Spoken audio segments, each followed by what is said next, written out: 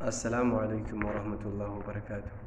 Warroonni YouTube ni keenya sa'aatii nurraa kaasa, sa'aatii nurraa muraa, ammallee subscribe nurraa muraa warroonni jettan sababni isaa Chrome keessan Google Chrome keessan guutamuu fi ammallee stooriin isaa website-ilee isin seentanii baatanii guutamuu isaati. Kanaaf immoo furmaanni kan jiru Google Chrome keessan yeroodhaa gara yerootti update gochuu fi ammallee dabalataanii Google Chrome keessan clear gootanii qulqulleessuu browserii website-ilee seentan hunda yeroo seentanii baatanitti guyyaa 2 hanga guyyaa 3 turtii jidduu kana jiru keessatti qulqulleessuu qabdu. Isa booda YouTube ni keessan subscribe isinirraa yeroo isinirraa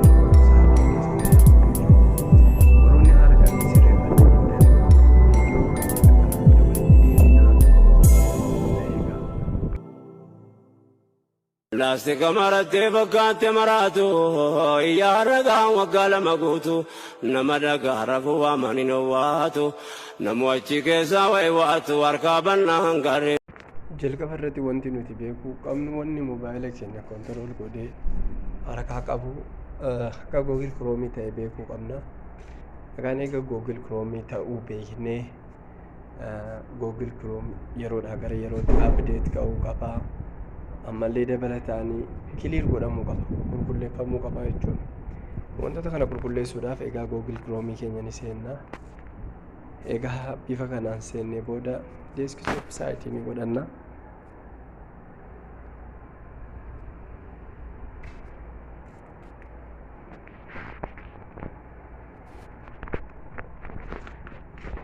Story jettu kana raggadhoina.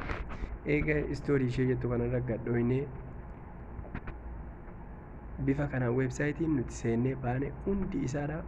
Amma wanni kun hundi wannan seennee baay'ee jechuudha. Amma ishee kana hundumaa dhiisneeti bakki nuti filachuu qabnu clear browsing data ishee jettu kana filachuu qabna jechuudha. Ishee kana filanneeti al takkaaf raggachuu kaasna. Qabxii lama nu dhufa bifa kanaanii. Qabxii lamaan kana jalayyuu deemnee qulqulleessuu qabna. Qabxiilee sadeen kana irratti sanduuqa kana hundumaa raayitiitti goona.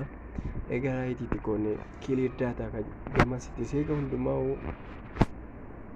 raayitiitti goone last hour, last 24 hour, last 7 day, last 4 week, all time yeroo hunda ishee jettu kana irratti eegachuu kaasneeti sanduuqa kana hunda raayitii eegatti goone. Clear data isii jettu kanatti tuqannee jalaa baana.